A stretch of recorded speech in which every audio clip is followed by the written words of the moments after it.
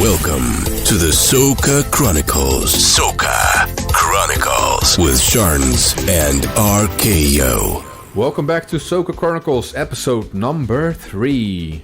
I'm RKO and I'm digitally sitting next to the one and only DJ Sharns. Whoop whoop, Sharns in the building. In the building. Yeah, right. Let me just start on a sad note before we continue with this podcast, because we recently lost John Doe.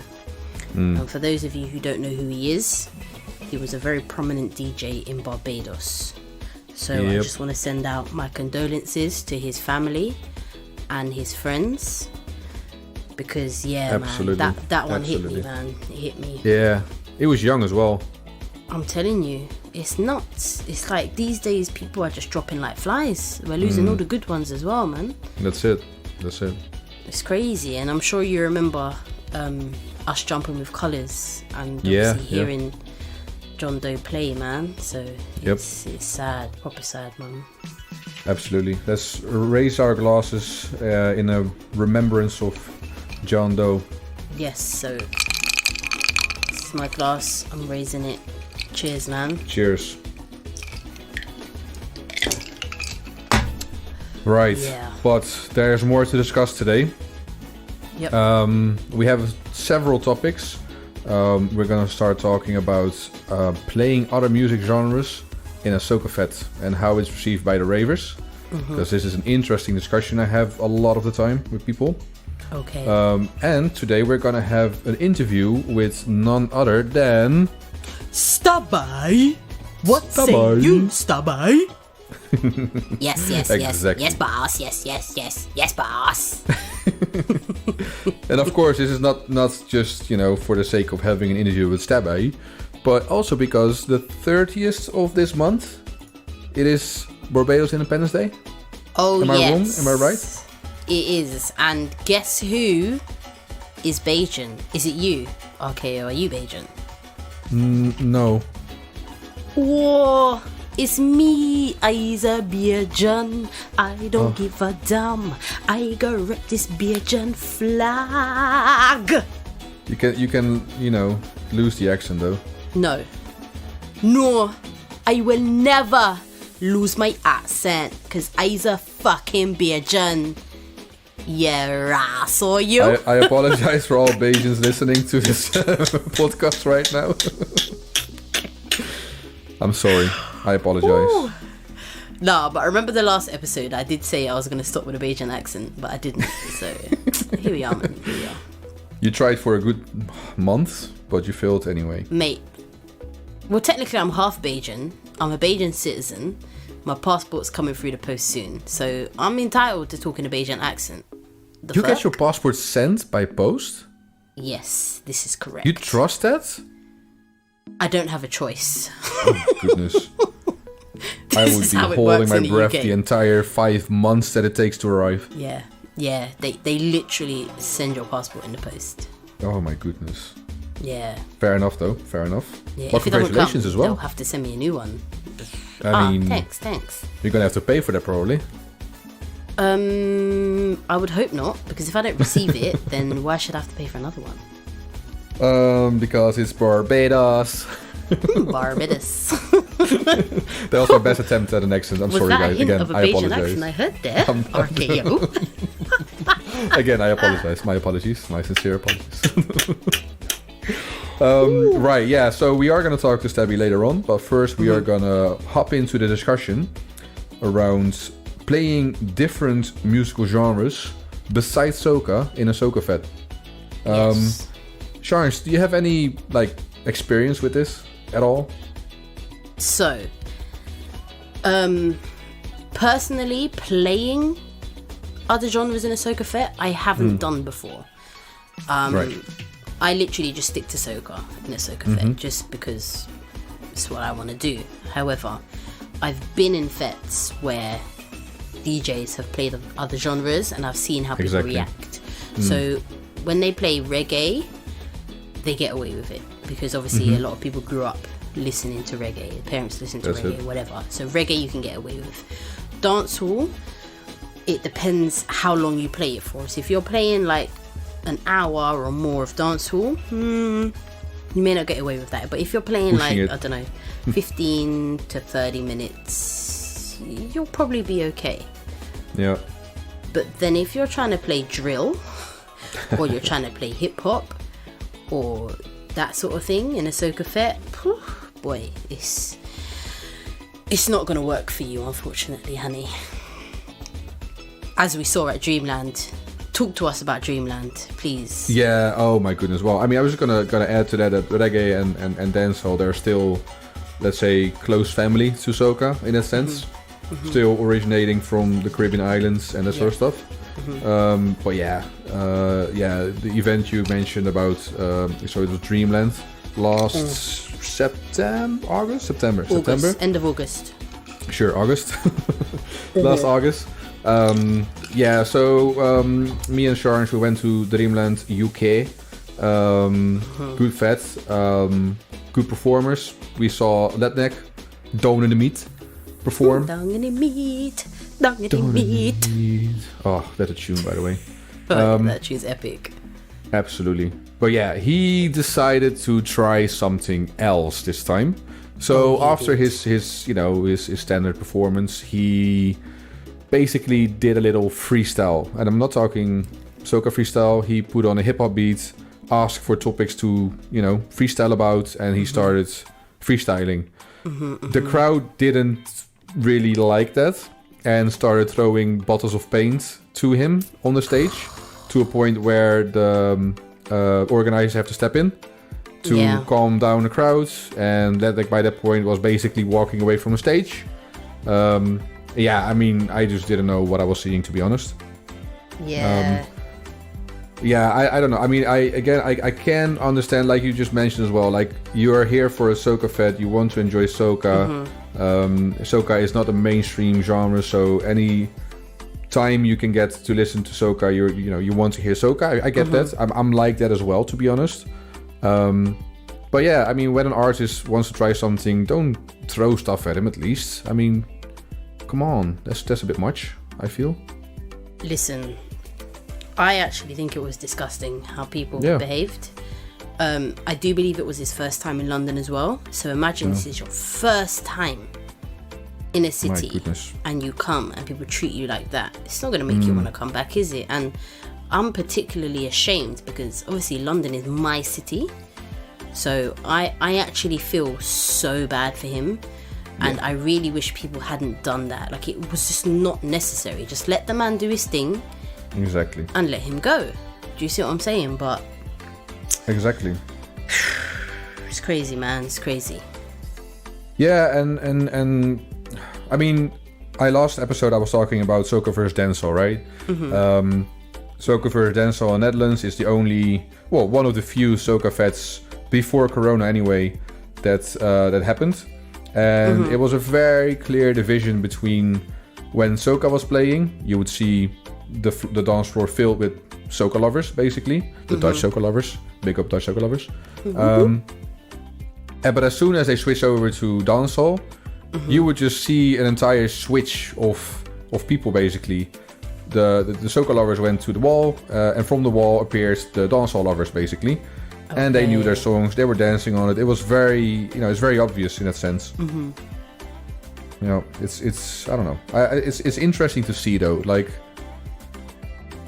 I mean, I know for a fact that if I ever play on a soca fete, I will never play any other genre, for that matter. Of course you won't. I don't want to, lose my career there and then. I mean, how bad it was that happened to Letneck, but I've learned from it. Yeah, definitely. I have deleted all hip-hop from my set. But let me give you a reverse scenario, though. I want to give you a reverse scenario. And in this topic, we could probably discuss later with Stabby. But I was in Barbados in the summer, okay? Yeah. And I had the pleasure of being able to DJ out there. So for anyone who knows Barbados, I went to Accra Beach, where they have like the huts with the small bars. And on I believe it was a Sunday. Was it a Sunday? I can't remember. But on a Sunday, apparently, it's like reggae night. Okay. So I went there, set up my laptop, and I was like to the guy, yeah, I'm going to play some soca, because they'd been reggae the whole bloody day. And the guy was like, ooh, I don't think you should play soca. And I was like, but I'm only going to play a little bit. And he goes, okay, if that's what you want to do, but I don't recommend you play soca. But me being stubborn, I was like, fuck it, I'm playing soca. I'm tired of hearing reggae. So anyway. What happened next? Did you get paint bottles flung at you? Mate, I played soca. So I went on the mic first and I introduced myself and I was like, right, you've been hearing reggae the whole time. It's time for a bit of soca. Instantly I heard, boo! We don't want soca. I was like, I don't care if you don't want soca, you're going to hear soca. And then I played. When I tell you, yeah, I thought I was going to get murdered. Some man come up to me, yeah, and he was probably shouting in my face. He was going nuts. Oh my God. Get the soca off. We don't want to hear that shite. Da-da-da-da-da. Oh my God. Literally within, I would say, 20 minutes to half an hour, they basically fucking ran me off the decks. Oh my God. Yeah. Within half an hour, I had to come off. Oh, I felt like shit afterwards. I was like, wow. I can imagine. So, lesson learned. Valuable lesson, but a painful Don't one. play soca on reggae night. Exactly. Yeah. Anyway. And don't play hip hop at a soca fete either. Please, don't do that. But Exactly. yeah. I'm just going to take a sip of my beverage. So apologies if you can hear a lot of noise and yeah.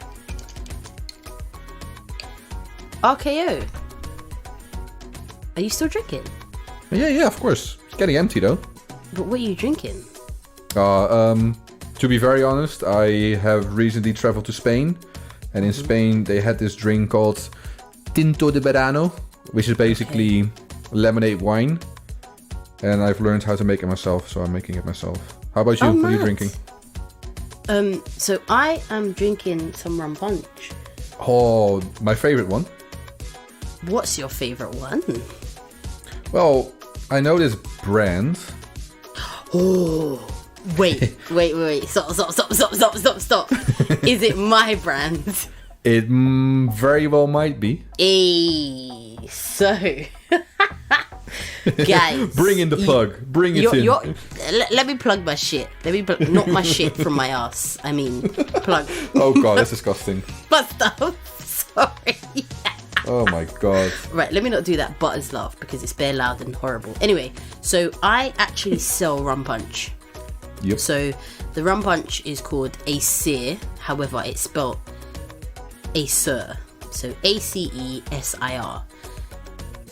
I didn't come up with the name, Acer. just saying, but we pronounce it Acer. Okay, so it comes in 6 different flavors. It has glitter in it, but it's not the glitter that's gonna kill you. It's actually edible glitter, so relax, yeah. But when you see this drink, oh my goodness gracious me, please, it just looks sick and the drink tastes bad. Talk to them, I beg. There's this flavor called pineapple. Oh, And it is amazing. However, this is an actual rum punch. It will punch you hard. So don't act like it's lemonade, like I've been drinking this lemonade wine. yeah, Don't do that. Don't do that. Don't do that.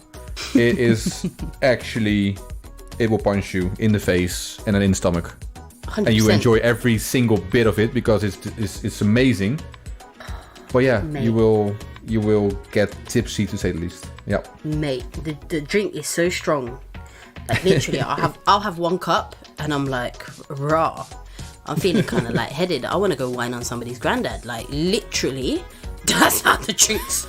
You want to do what now? I want to wine on somebody's granddad. Like, Yeah, I can't recommend this drink anymore if you say that. No, but you would wine on somebody's grandma. I mean, I don't know how I feel about that. But you wined on my cousin's wife. And you know how I felt about that. I was worried at the beginning. Yo, we need to talk about that story though. We don't really need to talk about it. Really? No, we need to talk about that story. So guys, this was Crop Over 2018. Yeah. We went to obviously Barbados. I was young and wild, just Young and wild. What the hell? So anyway, we went to Bacchanal Thursdays. yeah. And my cousin was there. He was there with his wife and whatever. But obviously, you know how Caribbean people are. You can whine on anyone, it's fine, because a wine is a wine. At the end of the day, it's not that deep. So Now, you need to add to that information that this was my first carnival ever. oh shit, yeah, it was, wasn't it? I forgot about that. It was. So this was RKO's first carnival. So anyway. Or we could just leave it at that, you know? Just leave it there. That's also We're fine. not. I need to expose your ass, boy. So he whined on my cousin's wife, and she was like, "What? This white boy can't whine, boy." So she was throwing it back on RKO. Anyway, then later on, he discovered that obviously it was my cousin's wife, and he was like, "Oh shit, Shans! Oh shit! Oh shit! Oh shit!" I think my actual words were, "I fucked up." Yeah. I fucked up, man. Whined on your cousin's wife.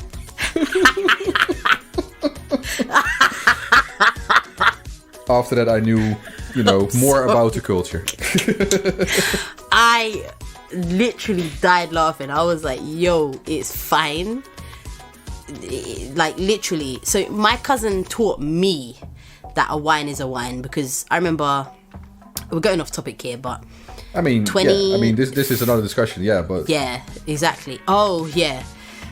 So 2015 was my first crop over, and I went with my boyfriend at the time. Obviously we're no longer together, but my cousin was like to me, just wine on anyone. Like, a wine is a wine, just don't, it's not that deep, sort of thing. So from there is when I kind of sort of went with it, if that makes sense. So yeah, Exactly. It was fine.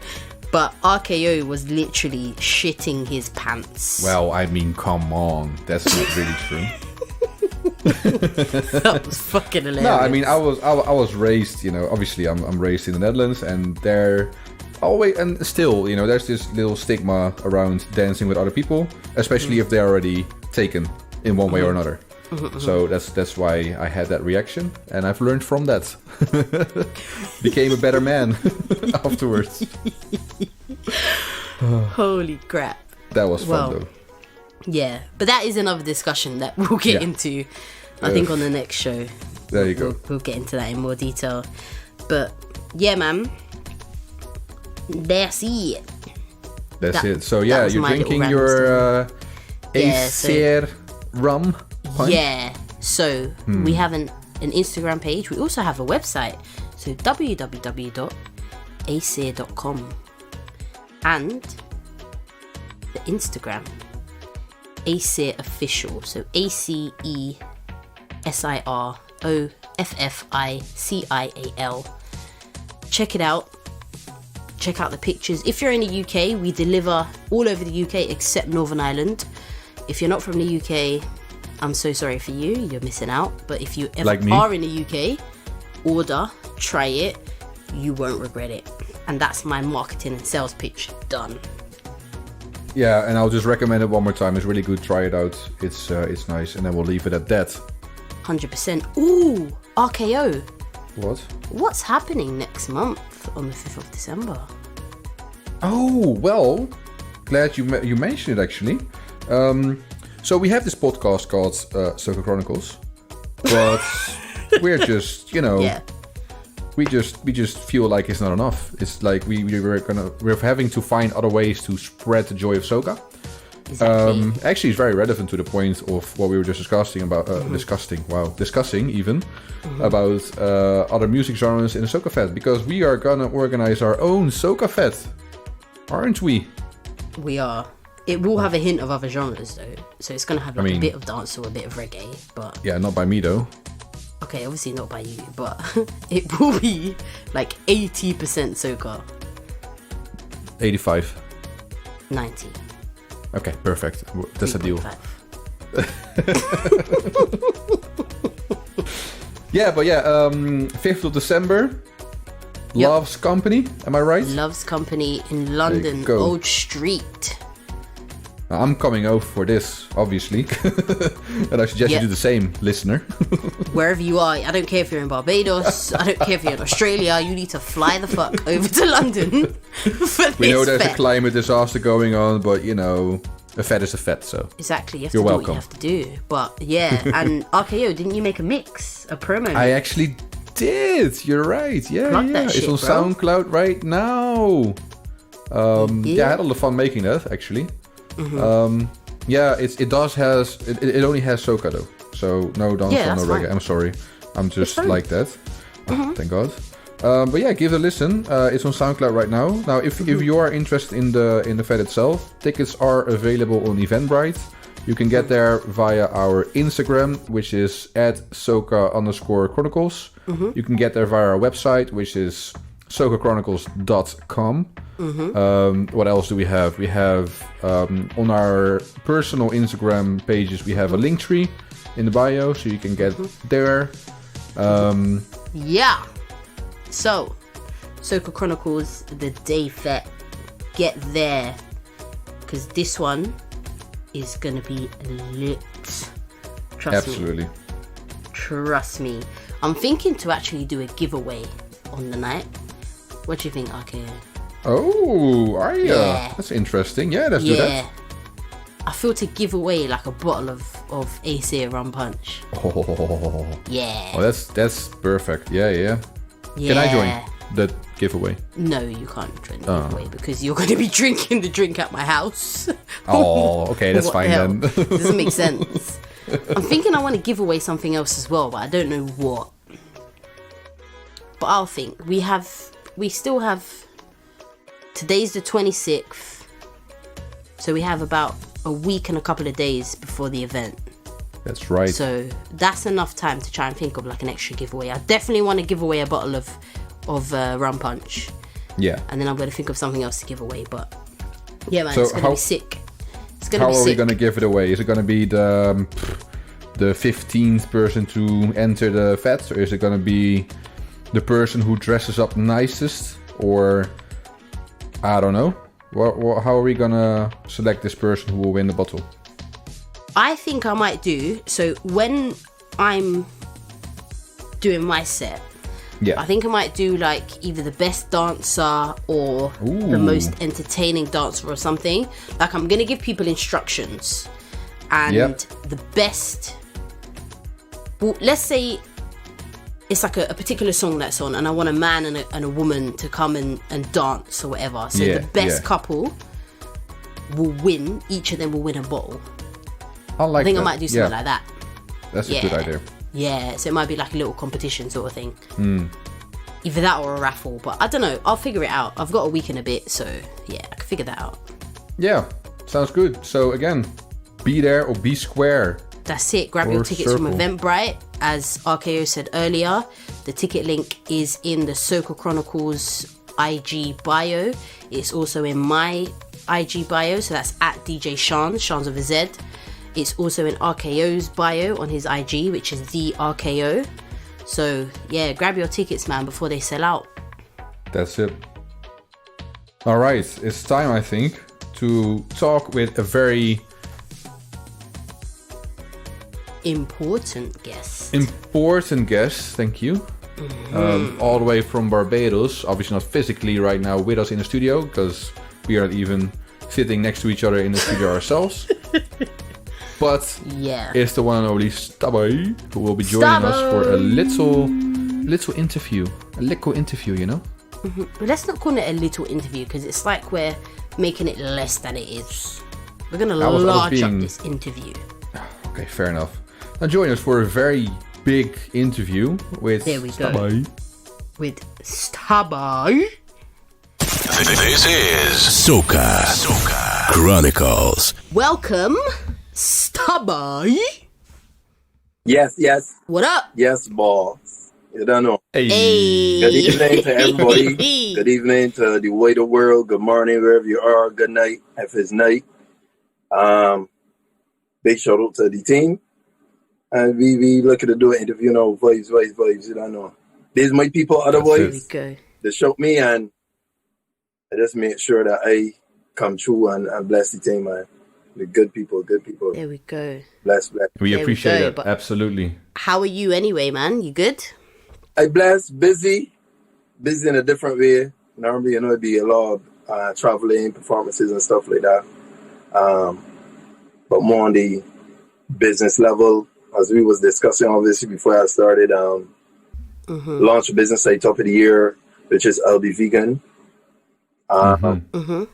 Which is a health consultation, health and fitness, transitioning into a healthier lifestyle, getting into veganism, cutting out the red meat, cutting out the things that bad for you, that just bring your body down, and just helping people get to overall better health. As you know, health is wealth and health is key.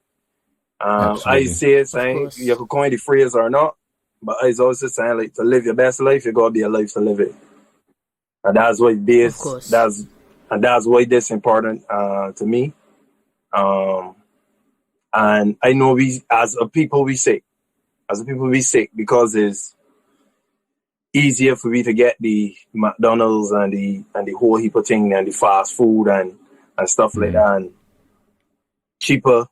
And when you're at the bottom trying to get up, you can only afford what you can afford. So I try to show them more efficient, more effective ways that you could still get similar thing.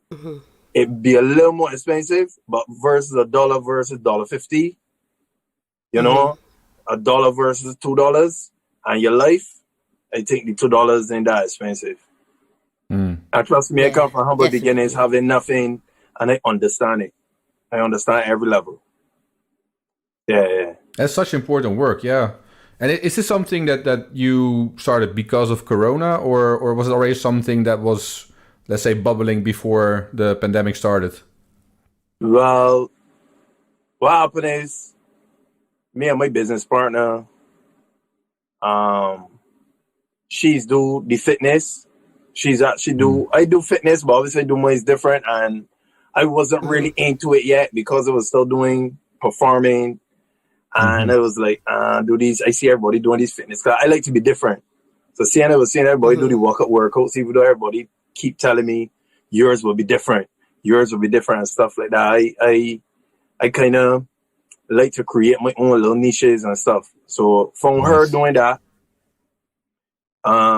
being full vegan, and me now being on this journey for like 12 years, she being on the journey for like 4 years. And on the other side now, understanding the supplementation of it way better. She understanding the having fitness, like she understand body parts and how to move. All I do is walk up, pelt waist. I know how to teach people how to dance and stuff in that sense. But as in maybe talk about overall aerobics, yoga, meditation and stuff like that, she's brilliant at that. And so we just came together and launched at the top of the year. So I was doing it, helping people quietly, and everybody would be like, so with all this information, what you doing start a business? What you doing start? And it's about this been happening like 3 years. Or probably even about 4 years, like prior to COVID. So it was like 2015 and stuff. It was talking to people about it and they're showing, and people always just come and pick my brain to, I eating this. You feel like you should eat this and mix this with that. I joined, can I eat this with this? What's the best thing to eat? Or I won't go on this diet plan. You feel my body could take this. And then I will go and just research. And then I've reader, but it's something that I really want to say passionate about it. Then everything just goes on to other plate. And then I invest time, energy, money. I invest all of me into it. Nice. So the products that I sell now, if you check the website, which is www.lbvegan.com, ISLE, because we playing on aisle as in supermarket aisle, but still I from the Caribbean aisle. So I try to use the one that was more towards food. And then I started just helping people behind the scenes and then it just grew into this, just blossomed into this. But it's really That's beautiful. Nice. I've always been passionate about people, so it's important. And like I said before, it's so important as well. Like people, it's so easy. Like you said, it's so easy to get the cheap foods, to get the cheap McDonald's, but it's not the best fuel for your body, so to say. So yeah, I can completely. I'm a fan. I said it before. I'll say it again. I'm a big fan. Blessings, big up, man. I'm a big fan of yours. I'm a big fan of yours too, because how we met was more on the party scene. Not knowing you have the DJ skills, you know. So big up yourself. RKO, you don't know what it is. Thank you. We'll be talking about your musical side more in a bit, and we'll post a link to your website in the description, so that people can find it as well. Exactly. That's such a good way to deal with. We ship worldwide, so you can order from anywhere. We ship worldwide. Oh, perfect. Okay. Oh, that's great. RKO, we need to put in an order. Yep. How has COVID affected you? Just in the beginning, everybody with the uncertainty and like I was in States, obviously bouncing back and forth, but mainly in the States because it's where I launched the business from. Right? Oh, okay. And I want to take it back home, but obviously I gotta find a more cost-effective way, because when you go back to the Caribbean now, things can be more expensive, even trying to get to in and stuff like that. So I gotta try to find a way to circumvent that, so that the people can afford, even if it is, again, it's a probably smaller packaging, I think, to try to help people. But I launched the business from over here, and I was more just waiting. Everybody was waiting at that time. Promoters was unsure what they could do from what they can do. The rules was changing every week. Different things you was hearing about the disease. Was it man-made? Was it in a lab? If you need a vaccine, if it could pass on, if it's this or if it's that or if it's the next. And then when it comes to protocols, how much people you could have in a building, it started, it was 1 minute, it was 5, it could have been 500, so you could have still hold a party. Then it dropped it to 200, then it went to 100. So then obviously how you can be about my money if they book you as an artist. Then which means no, you as an artist, no, God drop your price. So do I become a prickle as an artist? Or do I just wait it out, just like how the promoter know we wait it out? Because any transaction should always be a win-win for both. That's what I believe in. So if I come to do an event with you, I'm looking to make you have to sell a liver or a kidney, or put the show in duress to put me on a show. Nor do I want you to disrespect my art or my craft. Exactly. And obviously people know, y'all know that I'm not cocky or anything. I just really talk straight. I just speak facts. What I don't know and I'm unsure of, I'll be like, I know. And I know it's one of the hardest working entertainers, but what I just do. I respect singers and sweet singers and stuff like that. I respect what they do. But you can stand at one place and sing your song and let people put the mic to you and stuff like that. If I go onto stage and I was to say yes, yes, yes, I just stand up for the whole thing, I would get hit with wet toilet paper and old tomatoes and stuff like that. The expectation, and I guess it's obviously part of my fault, but it's something that's a good fault, which is that they know I give 1,000% of myself. When I go on stage, sometimes when I come off a stage, my stomach be upset. Sometimes I vomit and all kind of thing. Sometimes I just get on that bike, put so much energy because I hit the ground really hard. If you go back to videos, and I had to find a way to look like I doing similar thing, take my foot off the pedal a little bit, because it's hit the ground, like the energy that I put out, like it's got me lick up for days and stuff afterwards after I done perform. So when I got back to back, me do a carnival setting or a crop over run, like back to back events. Like when crop over done, I shut down for like 2 months and all kind of thing. Oh wow! I can imagine. Yes, I mean we've seen you perform, and I completely agree with you. You give 1,000%. It's amazing to see you work in that sense. I appreciate. So I completely understand what you're saying, and this just adds more depth into knowing. I mean, seeing you already. I mean, I see you perform, but I never seen you obviously leave. You know. Yeah. I mean, you're exhausted like that. It just shows more that the level of energy you put in, basically. I think that's amazing. Yeah, you have to Absolutely. too. You have to. I think if you're doing anything, just do it all. You do all or nothing. Yeah. 100%. Absolutely. Yeah. 100%. So before the health business, before COVID happened, you were a successful artist in Barbados. Was there before that as well? Did you do anything else before becoming an artist? Let's go back to upbringing. Well, let me put it this way. My father left when I was really young, like about 7 or so, and then things at home changed. So I was never able to settle into a job until I actually leave home when I was like 17, 18. So most of the jobs I had was bare odd jobs. It gave me experience. When I look back, it gave me a lot of experience. It also, as Sharon will know, I'm a deep empath. So when you do a lot of jobs, it's make you well-rounded when it comes to how you see things about people, and it builds your empathy.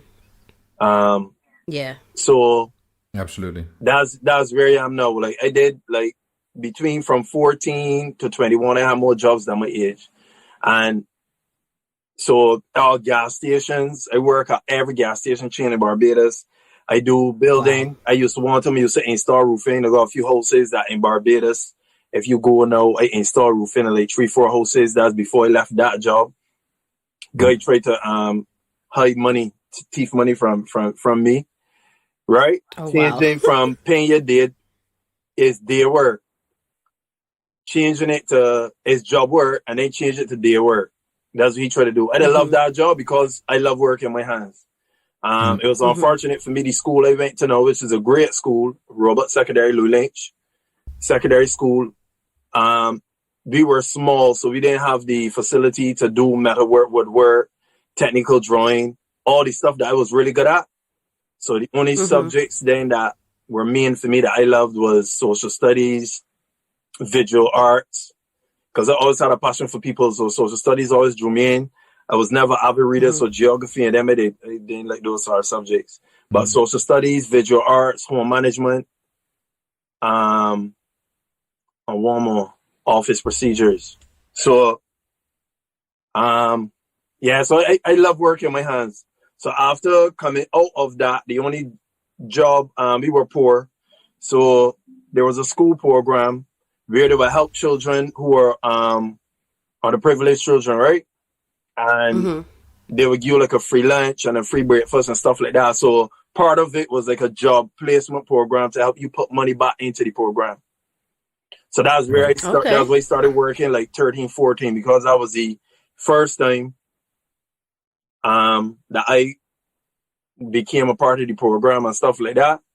And that would be simplified version of doing it. And so then I had to start working at Wabisco Company, which is a biscuit factory. And they have the product line and working. And it used to be, I think, $300 or something at that time. And I would get $150, give my mother like $50 or $70 at 14. And they would take the other $150 and put back into the program to help other children. So that's what that was the payoff of it. And from there, then I work at steel company, Slumber Rest. I work at Harbor Road where I call people and holler, did you pay your bill? That's amazing.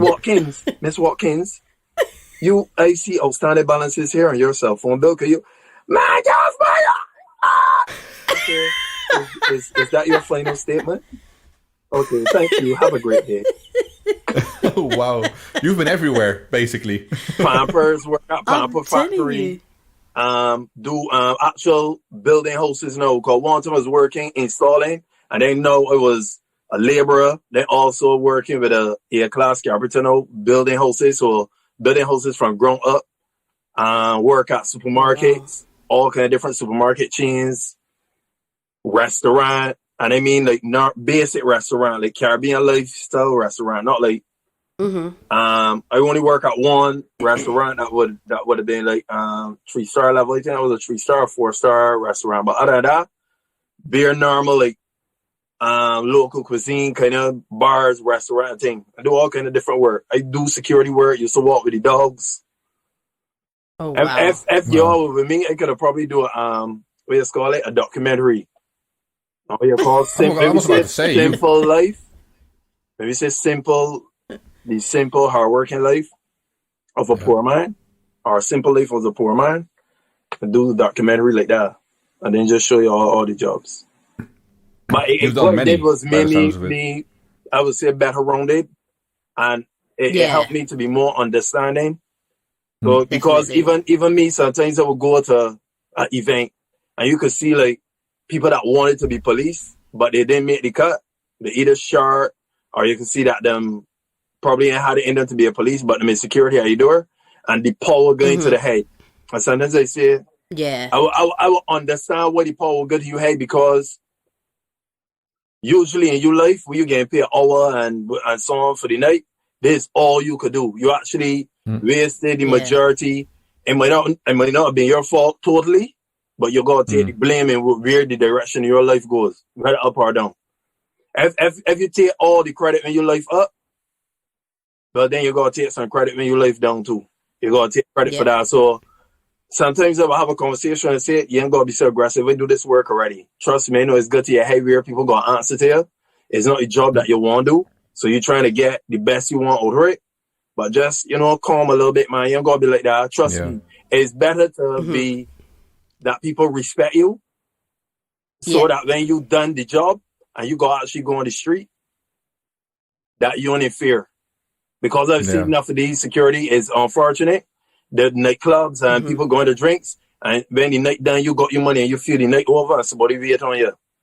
So you just got to try to treat people with respect, and you just got to give people love all the time. That's one thing everybody deserves. But when you don't know people, it's a blank slate. When they start to write information down, whether it's good or bad, then you decipher that information, and then you pay dividends of love, or maybe I need to stay away from you, or distance, or whatever. Yeah. No, because I'm just curious how from that you rolled into the entertainment business, basically. Oh yeah, talk to us about Spin Pooch. Exactly, that's what I was going for. To Spin Pooch. It's two separate words. Spin Pooch. Right, separate words. Spin Pooch. Right, so Spin Pooch Inc. was started in 2003. It didn't have the name Spin Pooch Inc. yet, but we were a group in the first year, and that was with me and the lead singer, Big Tar. He actually approached me. It was his idea because he was singing, and he's not really like a performer. He's not really like a performer type. So he was asking me, not a dancer either. He just have really good ideas, and he's very talented, vocally, good writing and stuff like that. So he was like, I need help. I want you to teach me how to dance, and I would like you to be my lead dancer, my main dancer, and let me try to recruit some other people, because I want to sing this year. So then it was like, okay. And then he made me promise to be with he for the entire season if we go ahead. So I did that as well. So then I brought on a guy that I used to when we go partying, he will always be there. So then I showed him, brought him in. Then I trained the lead singer to dance. Then I trained him a little bit, because you could have wine and stuff. And that first season, we didn't do full-on routines because it was the first time. Okay. We just wanted a good backdrop and him to be able to express himself rhythmically as well. So then we did that, work on his dancing, give him little things to do so that when he on the stage and stuff, he could feel more comfortable.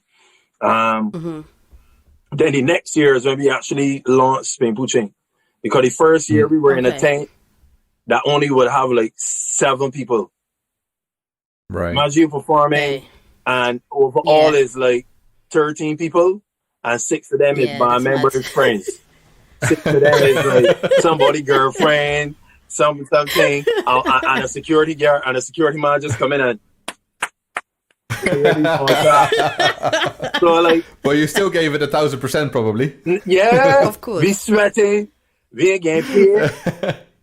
but those things build character. Those things to be honest, those are actually happier times.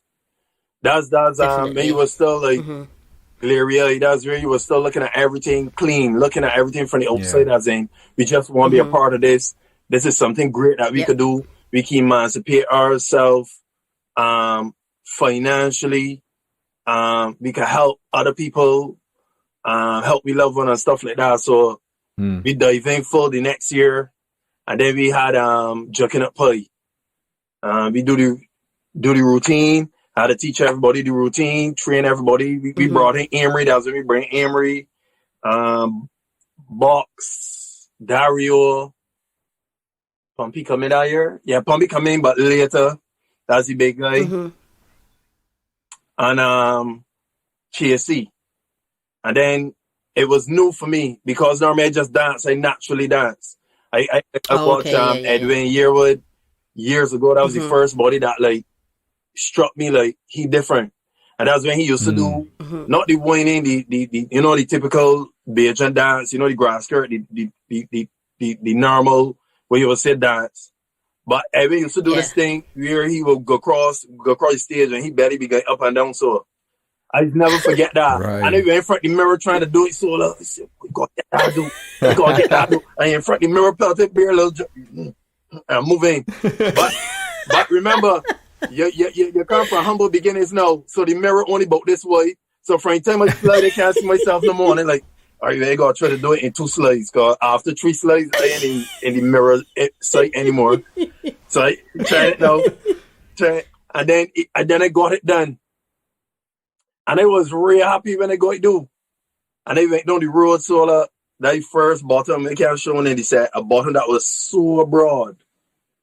And this years ago, you know, it was like about 8 or 9 years, 9. And I went down the road and I went to do it behind the woman now. So she thought it was like a big man. But in that time, in that time, we had a higher level of morality. That's what I was saying. So when she looked back and see me, she moved me. You know what I'm saying? Yeah. But in the beginning, she was dancing. And I went behind, she know I do her waist. I didn't feel good here. The bottom big shoulder. I hit me on my chest shoulder. And then she looked back and do sort of move like along. You don't want to. And I do sort of. And to tell you the truth, I stalked that woman for about two gaps. And watch. Oh my God! The woman bottom cheek, like when you heard the woman walking there, it's just doing sort of, hi, how everybody doing? That was the one bottom doing. But you remember you're young now, so you know the perv energies. You're young, you think you just can't believe it. You're shocked, so like, oh, she bottom thing, never see a bottom like that. And then went back behind she again, like probably 2 things down, and then somebody shout and say, "Hey, you might know you don't hear." Come on. That call here. She died. So that was my first time. And then after that, obviously you would have seen, like then there was Lil Ray. And I always was like always into breakdancing, was in breakdancing group in school, and we always have competitions and stuff like that. Pop and lock and do all of that. Worm and then I just basically start to merge the dance styles together. And that's where spin pushing, that's why I put with spin pushing. I started to merge everything, and that's what you see, like, you even had a song with country in it. And I look for country dances to try so I could understand it. And just include it in a way where we still have our waistlines moving, that it would be energetic and not lackluster. Yeah. And to be honest, we was really blowing up. We was really doing well and stuff. It's just unfortunate that was my main dream in the beginning. To actually, with spin pushing was my main thing. As I tell you, I pour everything into something when I do it. But when you see other people have a different vision and a very cloudy vision on like thunderstorms or 5 category 5 hurricane type of vibe, you've got to get away from those things.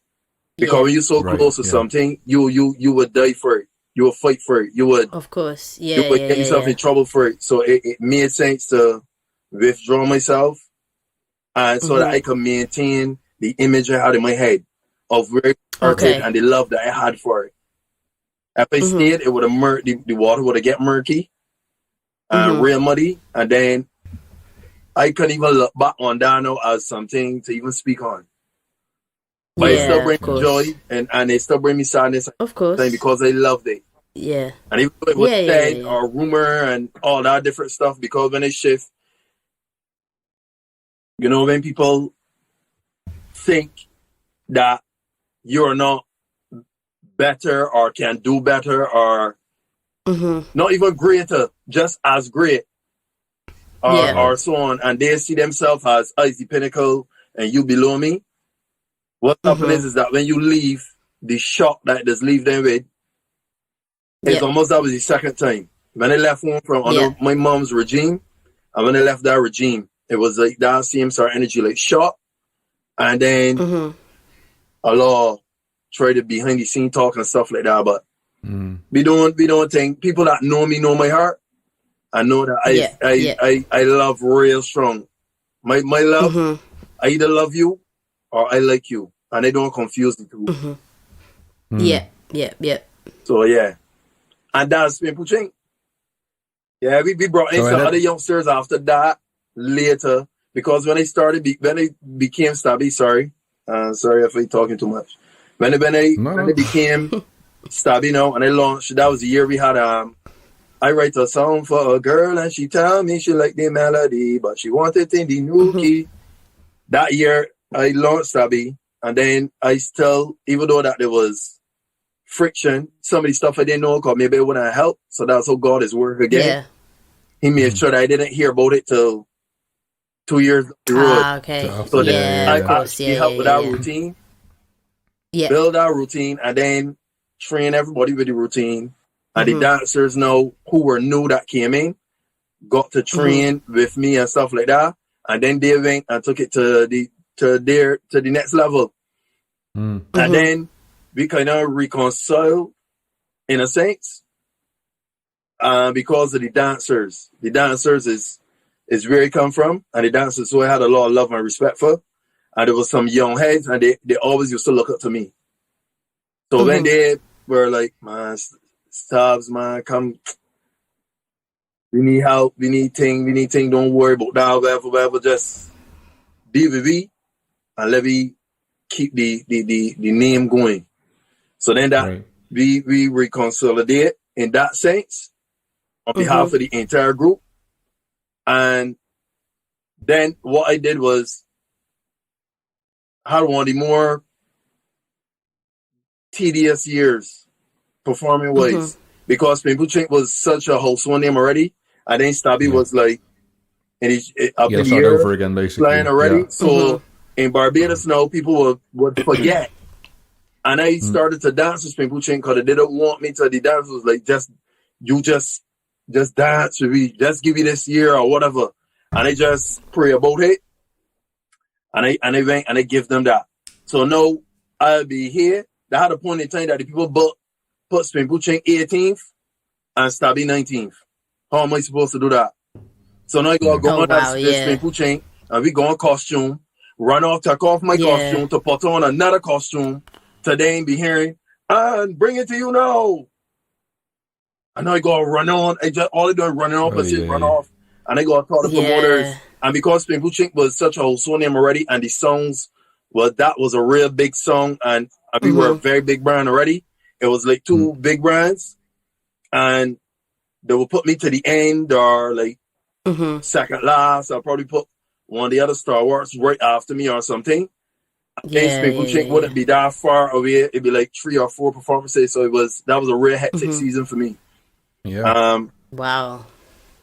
But it was fulfilling. It was because I didn't even used to get paid. I didn't even used to take money. That was the other side of it too. People would think, like you perform and do 30, 40 performances and dress tech $800 for the whole season. That's just you dancing and you said no pay the other man. Because if you pay me, if I already over here doing my thing, I used to work too. So I had a 9 to 5 back then. and still doing Stabby, because it's the first year that I launched, so I ain't travel yet. I know this after the season is when I start traveling. So it's like I was telling him, no, don't pay me. And this ain't to big up myself. You all know me, like if it wasn't so I would say. Yeah. I just give you all like a broader view, to pay them. So then they would get paid. And so they used to feel guilty even taking the money. To be honest, because we took people off of the block. Like there were 3 people on the block that used to be hustling that we put off the block to do something positive, to be seen in a different light, to be seen on TV that other children say, yo, I could do that. They're like Spable Chain was a real shining light. And as y'all could pick up, like that's still like a sore thing for me.